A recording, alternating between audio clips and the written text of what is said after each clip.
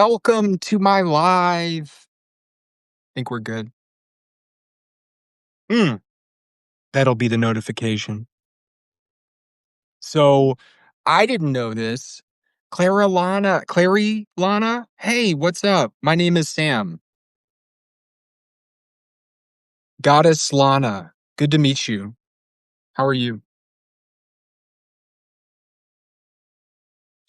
I'm experimenting with I guess Substack Live has like some filters going on now. So sorry, heading into the office.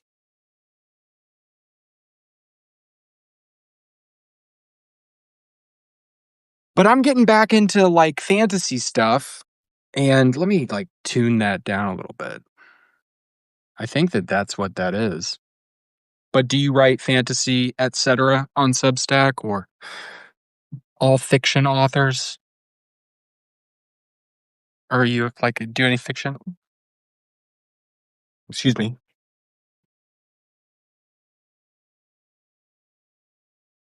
Do you have any thought? Like, is Substack? I don't want to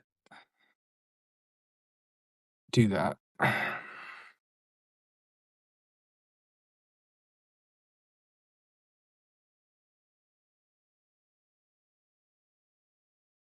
I have this fancy TikTok thing. Check this sucker out. I have this song stuck in my head by Fleetwood Mac.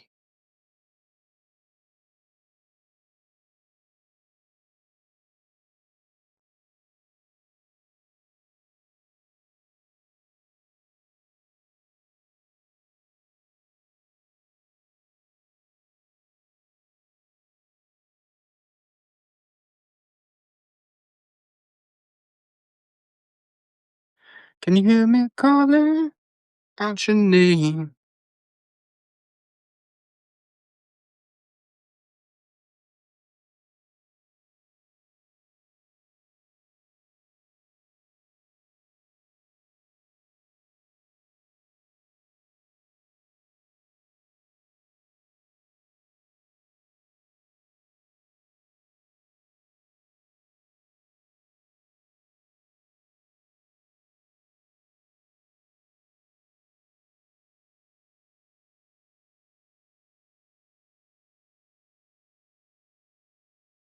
Long day.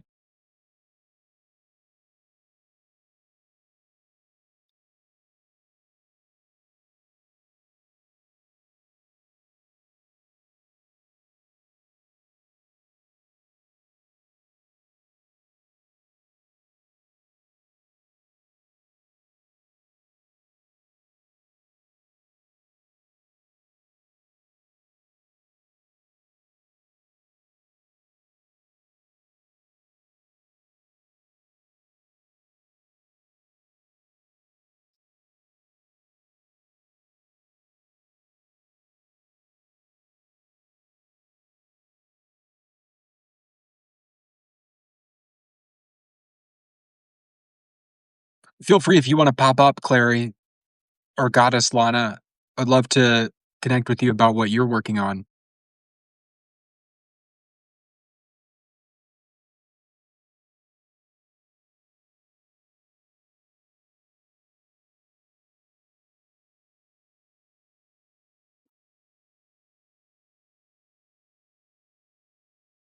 I also have a book out on Amazon.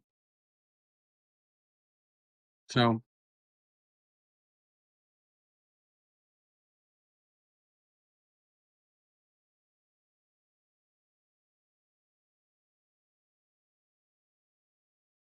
just got an Instagram notification.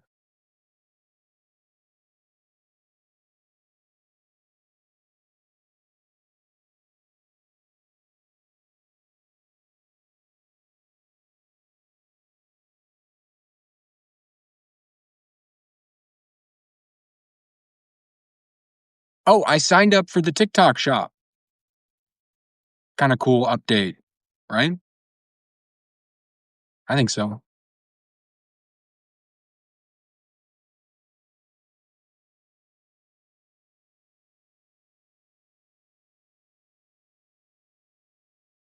Can you hear me calling out your name? You know that I'm bored and I don't know what to say. Can you take a little louder? Scream and shout. No problem, I can't get the words out. 'Cause I wanna be with you anywhere.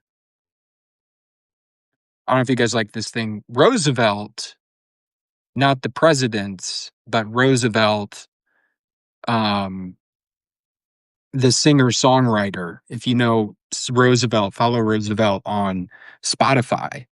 It's really cool.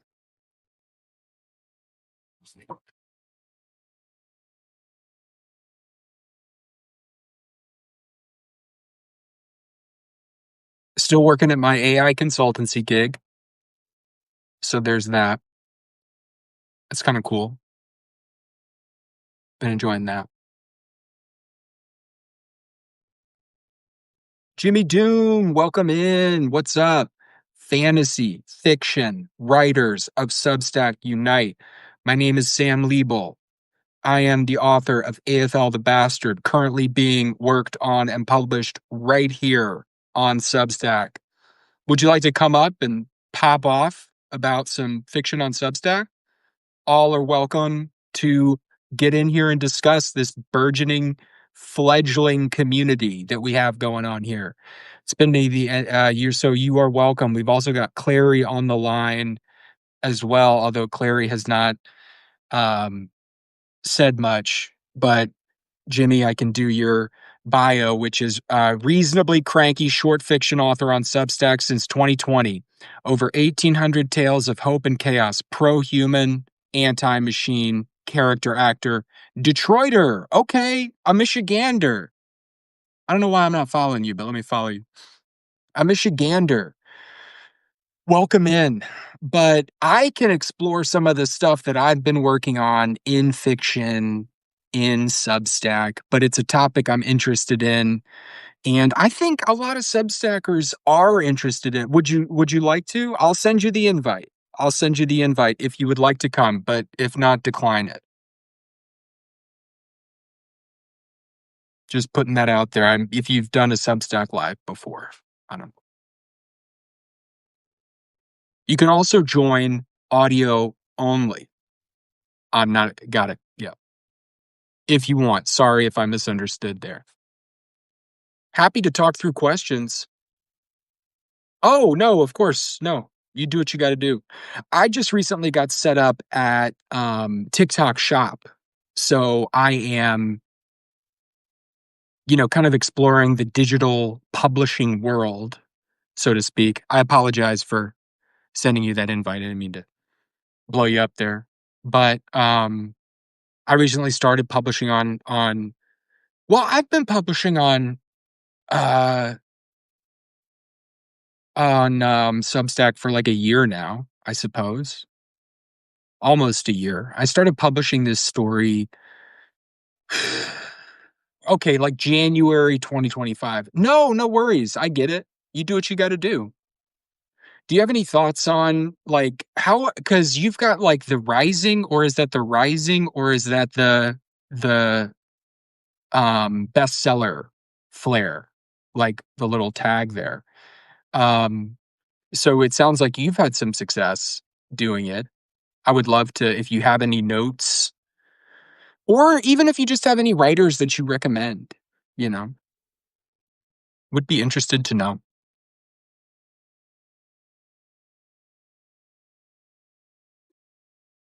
But maybe we can connect some other time. Just putting that out there. Congrats, my man. Congratulations. We love to see it. Big ups. I've been on the Rising a few times. I was excited about that. But it's been a while. It's been a while since I've done that. Um, and to be fair, I'm focused more on publishing now on Amazon and stuff. I just published Gotta Go Throw Sharp Shit. You do it. Thanks for stopping by. Yeah, offers on the table. Eric McLaughlin, welcome in. My name is Sam. I'm a fiction writer here on Substack, fantasy fiction. My work has been for Eric. Here's the bio. My work has been recognized by the Missouri Review and has appeared in the offing, Dodging the Rain, and elsewhere. My novella, One More for the Ditch, an American triptych, is forthcoming from Anxiety Press. Let me shoot you a follow, Eric. That's pretty awesome. Do we know what a triptych is?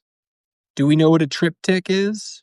Interesting item, which is, as I understand it, maybe you can talk to us about it, Eric, but a triptych is a convention in painting where you have, like a center painting, then you have two side paintings, like Garden of Earthly Delights by Hieronymus Bosch, I want to say, is a triptych.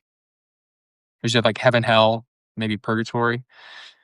It's something where there's a lot of religion involved, you know? There's a lot of Ben Woestenburg. Listen to me reading my stories after 8 long, lingering literary tales meant for a rainy day and sitting up in bed. I write about the heart and the pain of hardship because happy endings come at a cost. And then I read them out for you. Very cool. Let me shoot you a follow there, Ben. My name is Sam, fiction author here on Substack, poet, etc. But we're just kind of vibing, I suppose. Been a long day. If anyone wants to pop up, I would love to share the floor with working people who are currently working or writing on certain things. I would love to hear what you're working on.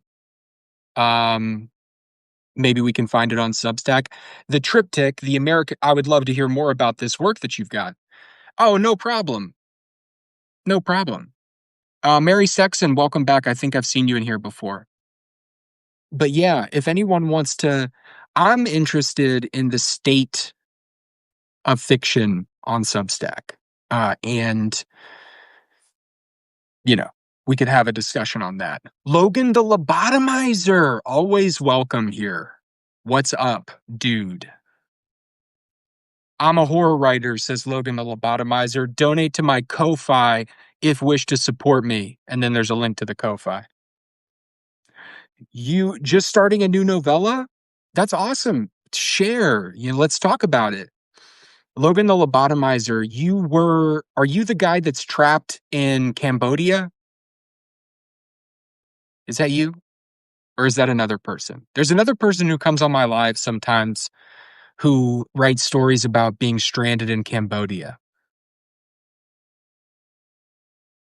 So there's that. Will you be, Ben, publishing the novella to Substack? Or where will you be publishing it? You know. Alexei! Welcome back, my friend. Hard hands to you. I keep wanting to speak Russian with you, except the only Russian that I know is goodbye, do svidaniya. But so that's kind of like where I'm at. I also know Nastarovia. Don't tell Substack, but got a Rolling Rock up in here. Would you, Ben, offers on the table. If you want to, if I would love to invite you to join and we could talk about it, but no pressure to anybody. It can be stressful doing lives. I put everything up on my stories after 8. Very cool. Very cool. I mean, would you like to pop up or no? I like to do these sometimes just to kind of make connections in the community. How long have you been on Substack, Ben?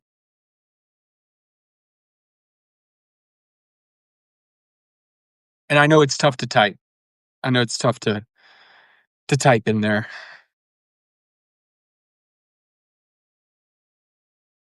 You don't mind trying to do live? Well, I will send you an invite.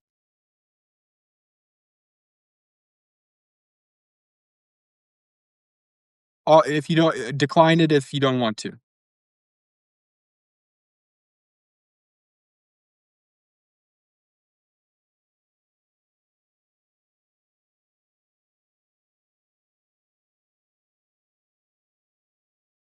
Totally no pressure or anything, I know. You can also join audio only. That's another option too, if you don't wanna put on your camera. I get that that can be kind of a fraught thing, I get that. So no worries there. A lot of options. There's even a filter I have learned here on Substack that you can use to filter yourself, much like TikTok, another area where I'm fast becoming an expert. For my sins.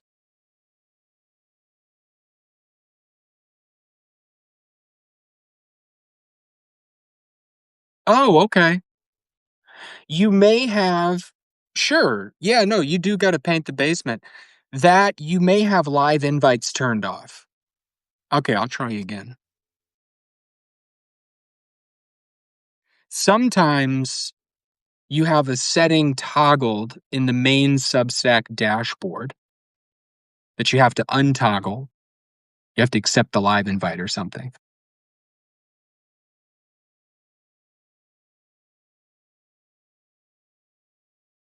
When I first started streaming or whatever you wanna call this on Substack, I was doing it, like, on trying to integrate Zoom. Then I started getting OBS. I don't know if you guys know OBS, the software OBS. I think it's open broadcasting software. Ah, yeah. I think you can't.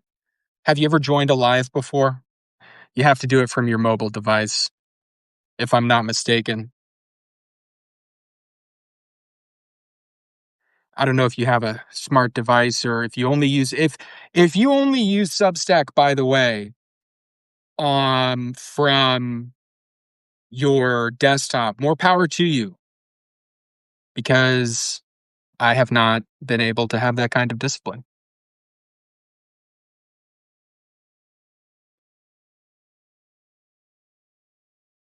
Yeah. You may have to do the app, but no worries. The app, it's not for everyone.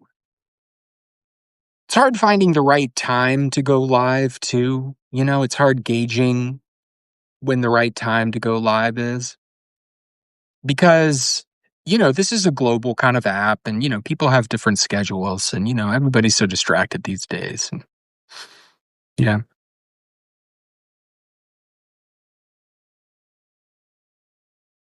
Oh, no worries, no pressure. I don't want this to be you do what you gotta do, and if and when you're ready to pop up, just, say the word, that's all.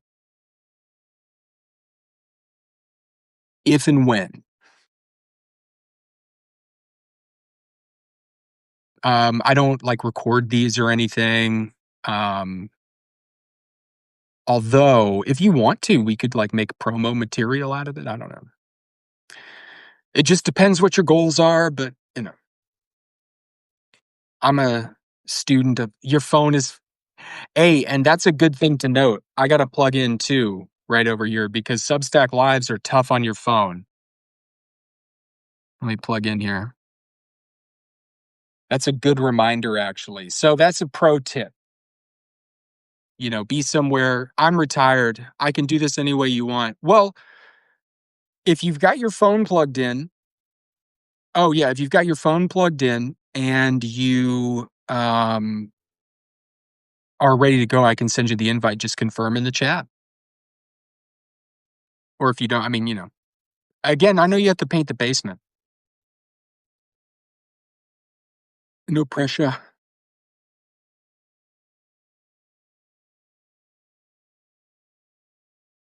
Do we know what these flowers mean to the right of the Substack name? Because I don't know if I like it. I'm trying to disable mine. These flowers. You're on the left coast, west coast. Gotcha. Well, we love California and the Pacific Northwest. It's a beautiful spot. Beautiful spot. I'm gonna upload a video or two to Substack. Where in the West Coast are you based out of? I'm in North Carolina. I'm on the East Coast.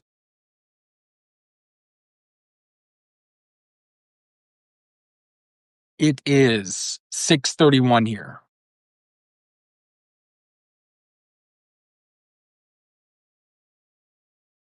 It tells you how many people are subscribed. Oh. Oh, okay. Yeah, the flower. Oh, Vancouver, Canada. I feel you. Yeah, no, British Columbia. The promised land. I was just speaking. I run a business doing AI and technology consulting on the side. And just your average poly working millennial, definitely not retired over here. But I was just speaking with my um Canadian kind of business partner guy. He's out of Ottawa. But we were talking about all the insanity, you know, going on between our two great nations. Although America's not feeling that great of late, if you catch my drift.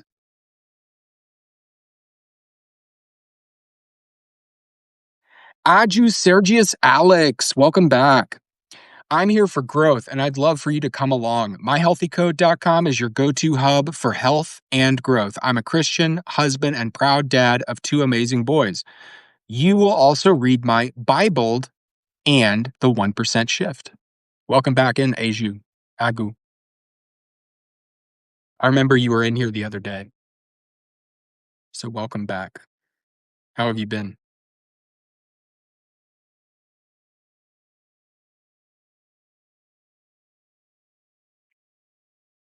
I like the eagle in your name. Does it represent anything? Does it mean anything? I'm a fan of I don't like the parrot emoji though.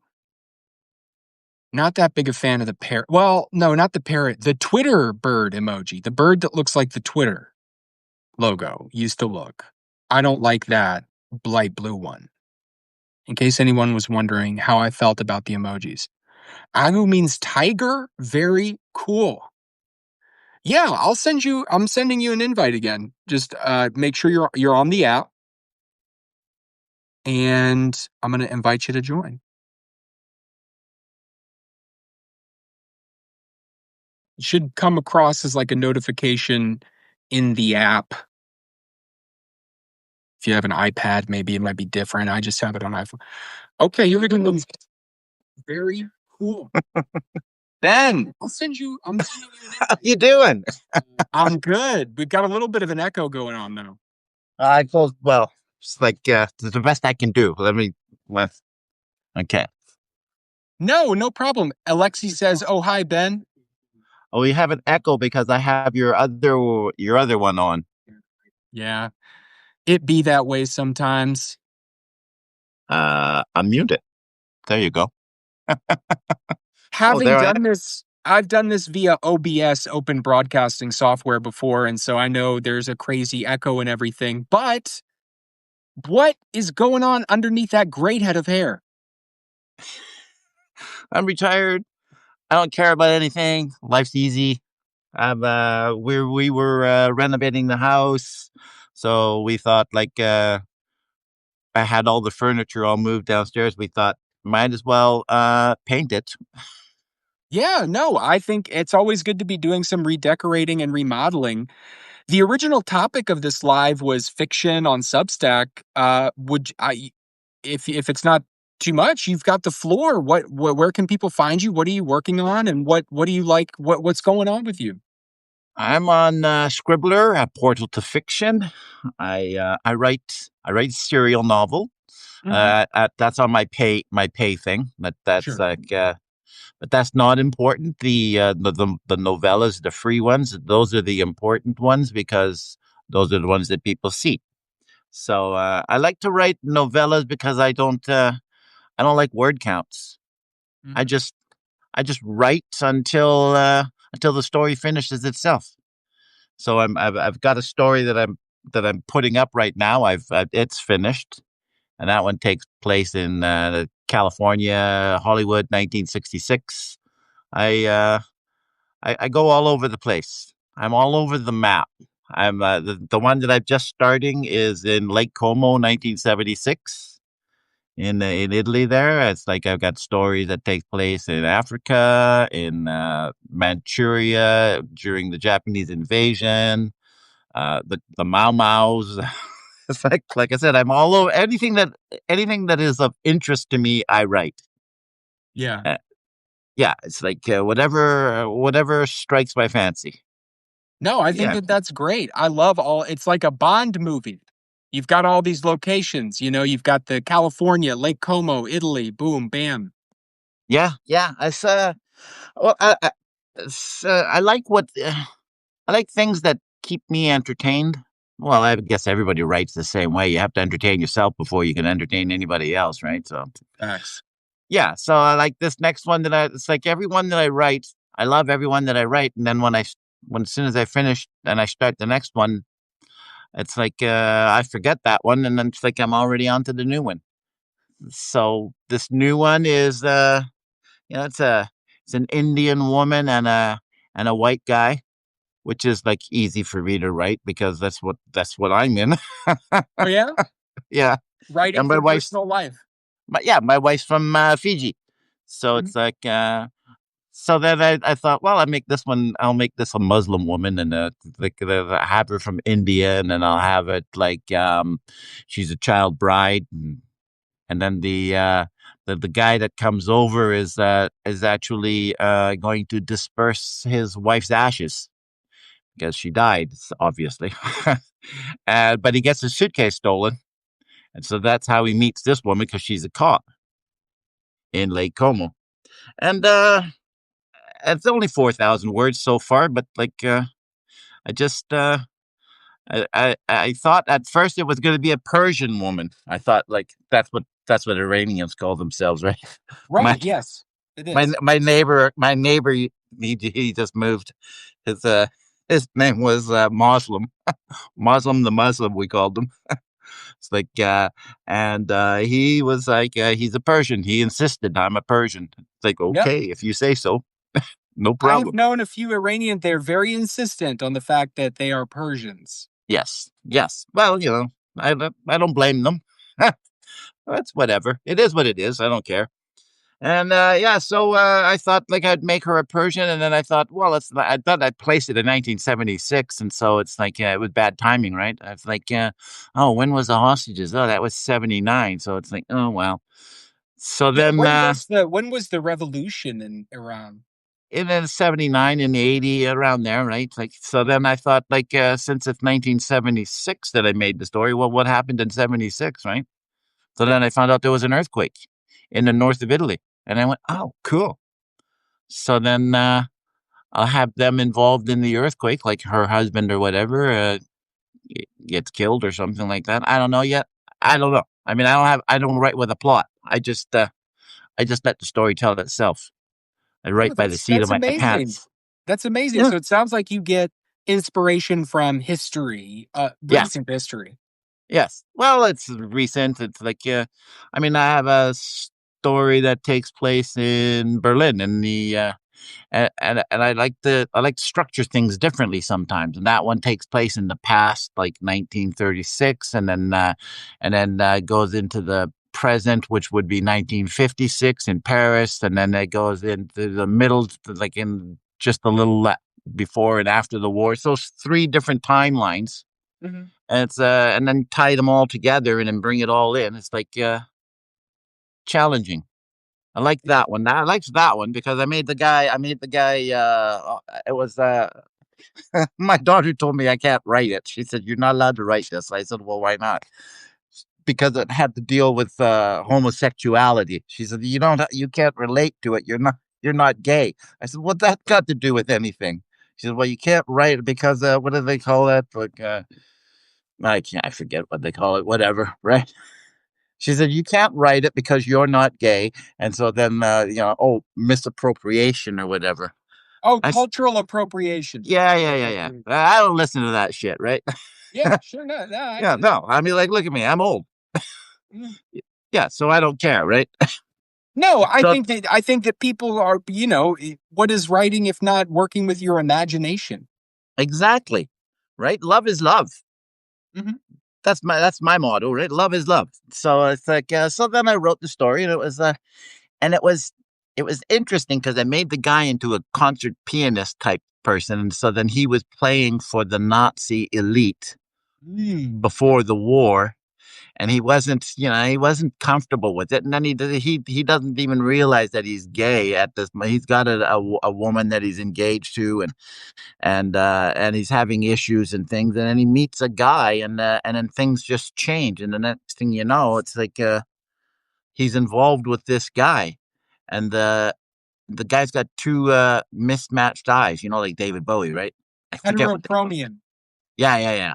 So he's got that. So and he's gay, and so then he gets thrown into the concentration camps, and so obviously they're going to like do experiments and stuff on him, Yeah. and so then the other guy is he gets one gets thrown into the prison, and the other one gets thrown into the concentration camp, Mhm. which was a different like there was difference there, big difference when you were gay. Basically, accused of homosexuality before the war, they threw you into the prison, Mhm. and then if you were, and then afterwards they threw you into the concentration camp, but they left the guys in the prison just to like rot or whatever. But the prison got bombed, and so then they started executing them Mhm.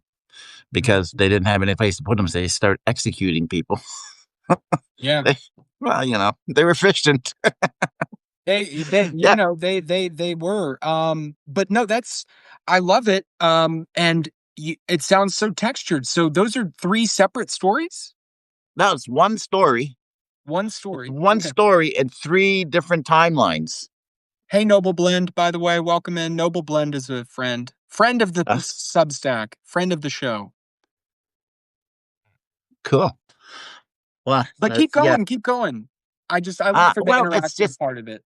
I mean, I can't even, like, what is it? The truth we tell ourselves or something. I can't even, that's like, I can't even remember the titles of them. And Oh, Richard Hogan. Richard Hogan is on with the most degrees ever.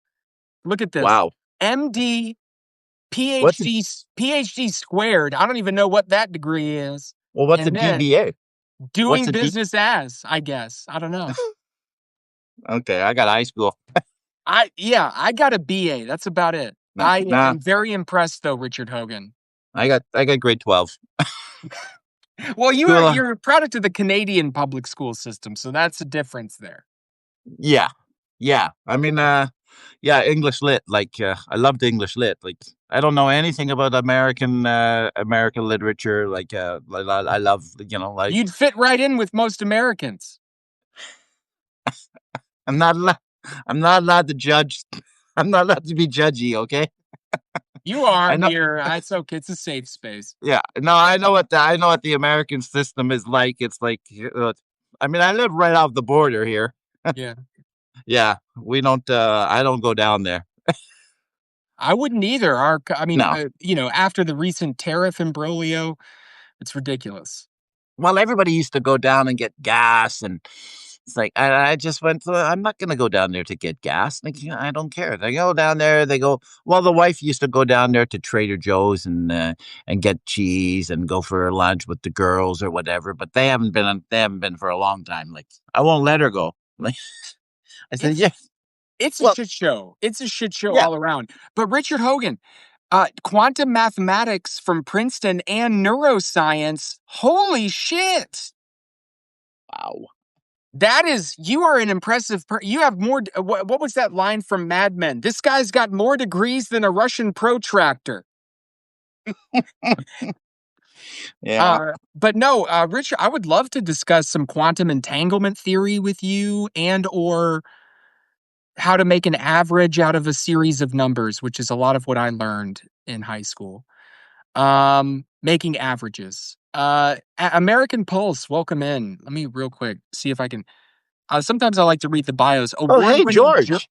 Award-winning journalist, senior TV news executive. I worked all over the world and the US. The time has come to write, analyze, and provide the truth about American politics, the media in American Pulse, the unvarnished truth. I like that. I'm going to go out for lunch with him. He Very doesn't cool. know it yet. Yeah? I get, well, I wanted to do it this summer. He lives in Vancouver. Oh, for real? Yeah. Yeah. He lives in Vancouver, and it's like I chat with him a few times, like not often enough. Well, because I spend more of my time writing than I do on Substack now. I try too much too, Yeah. too much politics. Indeed there are, but, Oh, I can't find any, like, politics I really disagree with on here. It's not very the conversation is nothing like it used to be on, like, Reddit, where it was just so angry and mm, vituperative. Um, I'm trying to pull back on social media now in general. I get that totally. I do. I mean, it's not that it's not interesting. It's just too distracting. It's too distracting. We have a newscaster here, Chris Matthews, whom I like a lot. Yeah. Hang on one second, Richard. Um, the or not Chris Matthews, Chris Hayes, who had a book out recently called The Attention Economy. Really good. Really good, and it's a lot about the the state that we're in with regard to all these social media platforms. So Richard Hogan says, PhD, The Ethics of Violence from Harvard, doctorate on Human Resources Development from Manchester, England.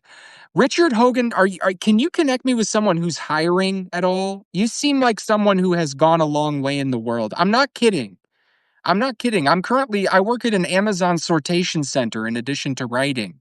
So I'm looking for work. Not to be too blatant about it, but it's getting shitty over here. Hmm. So any advice that you have, Richard Hogan, I would love to make your connection. American Pulse says, haha, my name being bandied about. Gotta love that. I know. It's nice, right? It's George. George. It's nice, right? George, nice to meet you.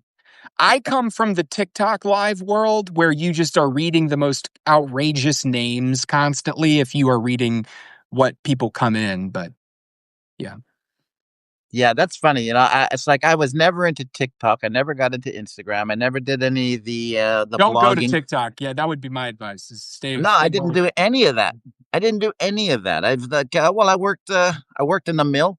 I worked on swing shift. I didn't even have a computer for years and years. I never even had a computer. It's like, and I worked swing shift, and so it's like I never got into the blogging. I never did anything. I uh, I would write my stories and I would send them out. They would come back rejected, and it's like, yeah, whatever. And it's like, so I just started collecting my stories, and I didn't do anything with them. And then I found Substack quite accidentally, and Mhm. then I went, well, this is like right up my alley. This is Oh yeah, perfect. Like, yeah, yeah. I can write whatever because I was writing on what is it, vocal dot media. Yeah, it's like I have no idea. They were really strict when it came to censorship. Mm. And I couldn't handle that. It's like, because I am not politically correct. Mhm. No, It's yeah. like I have issues with being politically correct. It's like, yeah, I always say the wrong thing at the wrong time. I get into a lot of trouble when I talk sometimes. It's I bad have to when watch. those two are when you hit that double word score. But no. Oh, also, I wanted to update. I feel the same way as you do.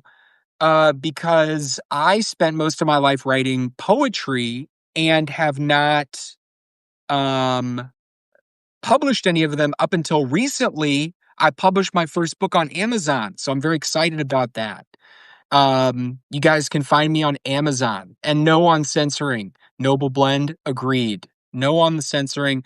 Have you noticed, Sam, where are you geographically, academically? What is your empathy and resilience? So, where am I geographically? I'm located on the East Coast of the United States, North Carolina specifically. I live in Raleigh, NC.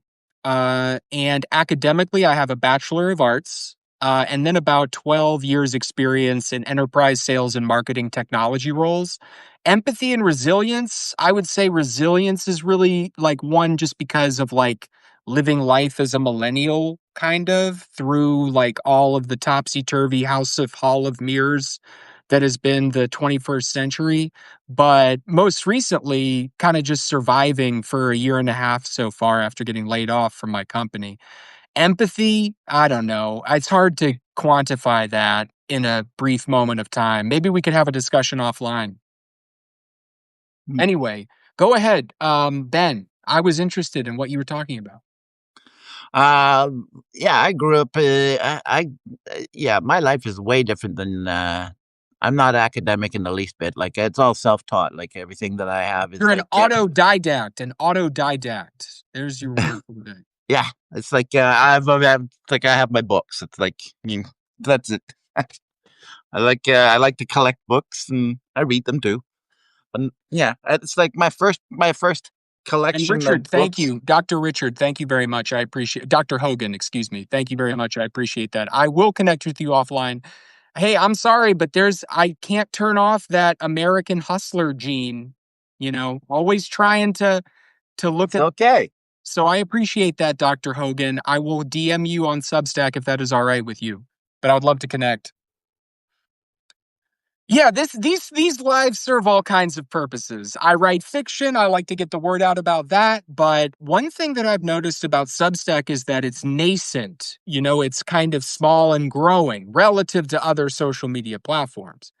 And you can still find all kinds of interesting people on here. Case in point, you, Ben. Ah. So, how long have you been on Substack? I started writing here January 2025, and I've started with a fantasy book. I will do that, Dr. Hogan. Thank you. I started writing my fantasy book. It's called AFL the Bastard, and it's a retelling of. Um, it started.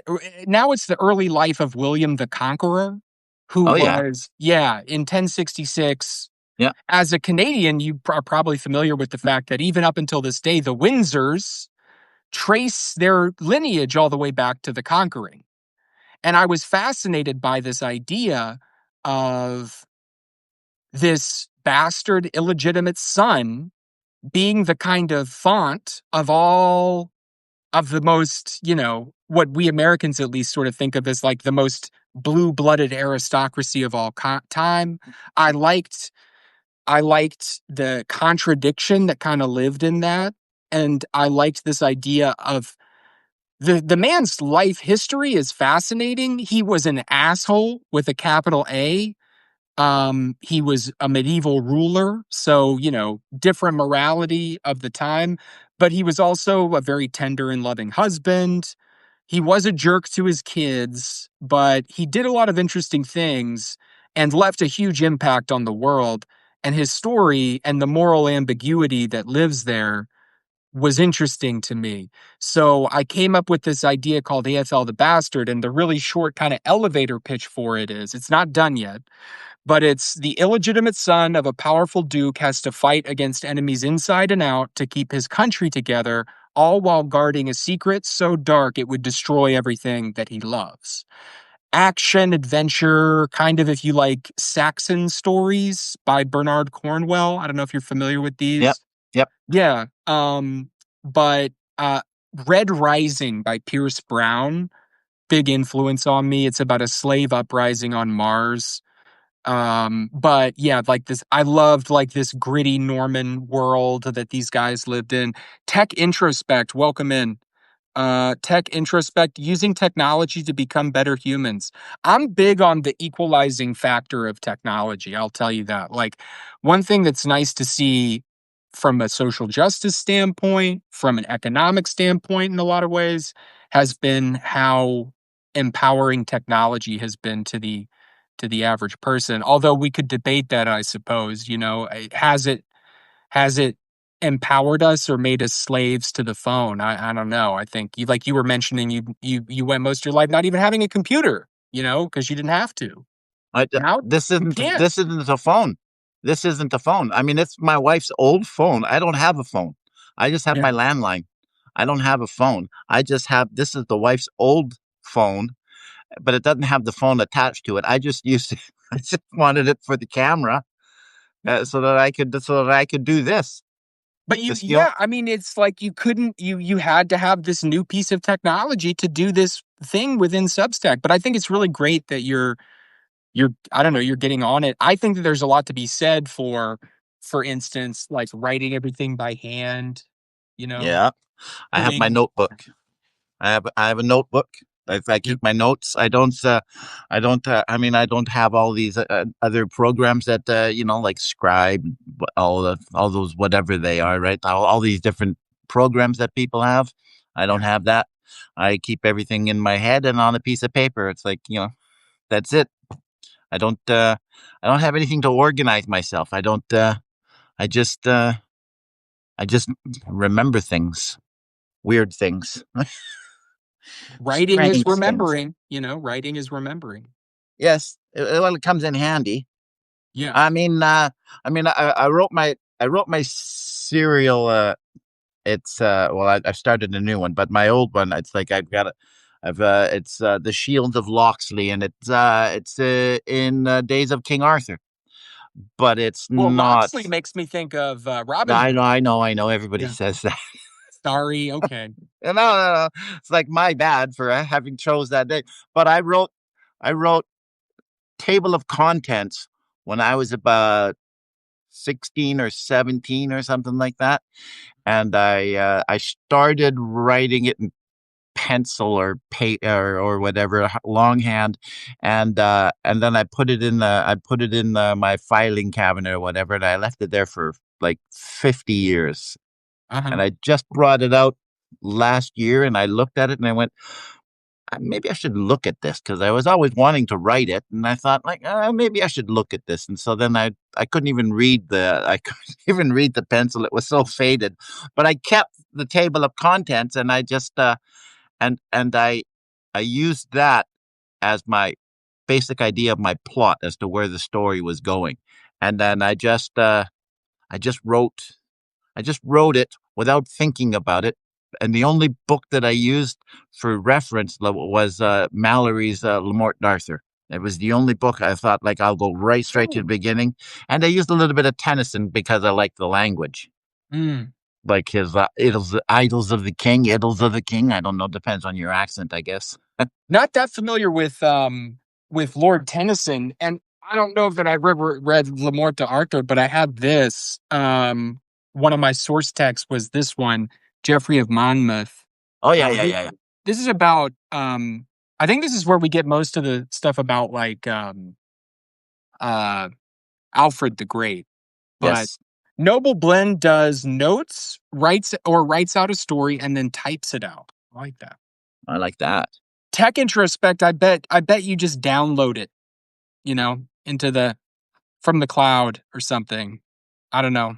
I was experimenting with AI a little bit, but it just is not fun to write, or it's not good writing.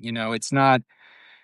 I had this idea that I was going to do this serial that was sort of what I called auto fiction, where I would kind of upload thoughts, emotions, feelings, sketches, construct languages, do kind of this conceptual work in it, but it's not fun. It's just it's not it's the writing winds up being empty, and it can hurt your confidence as well. I call it synthetic imposter syndrome. Imposter syndrome, if anyone's not familiar, is where you don't feel like you're qualified to be where you're at. And I don't know, you get humbled sometimes. The technology is remarkable.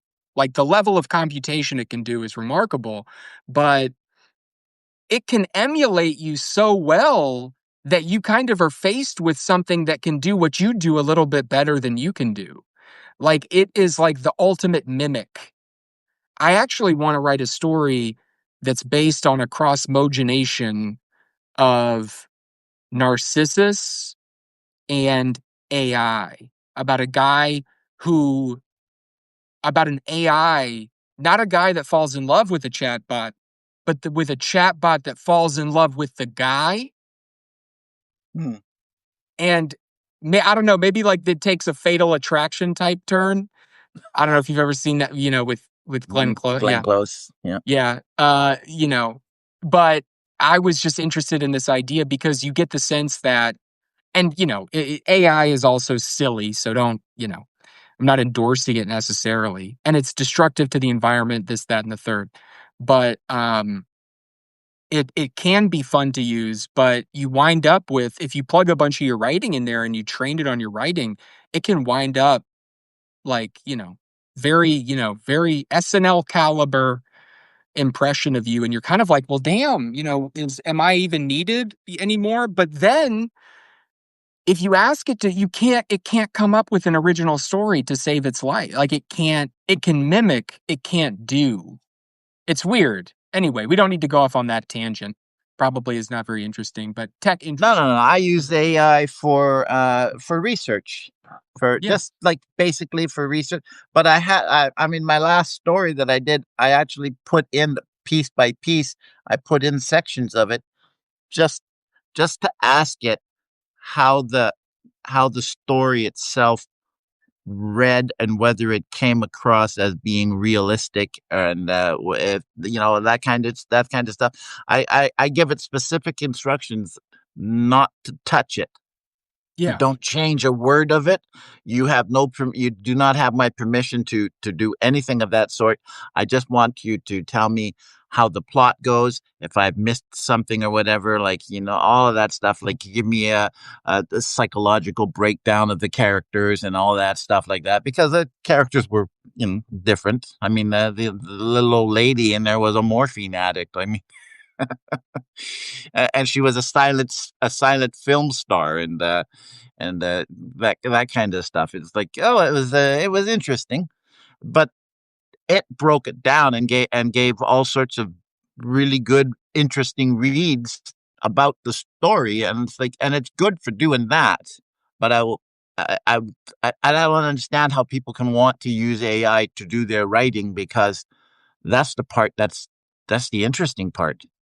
I mean, coming Yeah. up with the story itself, and then There, there is a Dorothy Parker quote, a famous American humorist from the 20s, who said, "I hate writing. I love having written." yes, and I get that. That's that. I love that quote from her. Yes. That's sometimes it can kind of hurt its work to write. But that said, I don't understand either who would want to, because that's what makes your work vital.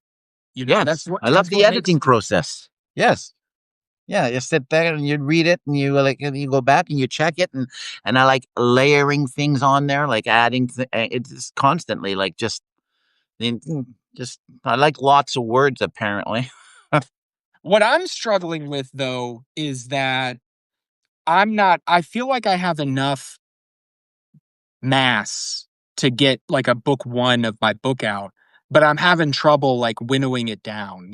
I don't like the editing process. I like the raw kind of, working through your thoughts aspect of writing, but the editing part gets me, and I wind up perfectionism is this big humble brag, like, it's like, "Oh, what are your big flaws?" It's like, "Well, I'm a perfectionist, I just can't help but being so It's not like that. It's more of like this kind of crippling anxiety that's I'm sure that you can empathize with that. The I was never able to finish anything until I did the NaNoWriMo. Were you familiar with that one? The National Novel Writing, whatever, right? Which are we currently in it, or is that like March or something? No, I think that got canceled or some. Yeah, I don't know I don't know if they're still doing it, but I don't. It's not official anymore. It got because they said something about they would accept AI writing and things like that, which is Oh, dumb. Yeah, which was drama. that just killed it as soon as they said that. Nobody wanted anything to do with it. I Well, think then that's what hell, the I story could get was. you a novel. Yeah, but I mean, I wrote I wrote it because I was coming through a dark period in my life. Like it was a bad time. I mean, I got on Substack. Somebody sent me a link, and I didn't know what it was. I'd never heard of it before, and it's like I was kind of leery about opening it up, thinking like, I don't know what this is. And so then I started looking into it, and I went, well, this is actually like not bad. So then I got on there. It was like June of 2022, Hmm. and and I hadn't written anything since January of that year, and I and it was still like coming up on November, and I still hadn't written anything because it was I'd been traumatized and work thing and all of that stuff. We won't go into it No, because yeah. I'll end up in tears, and we don't want that.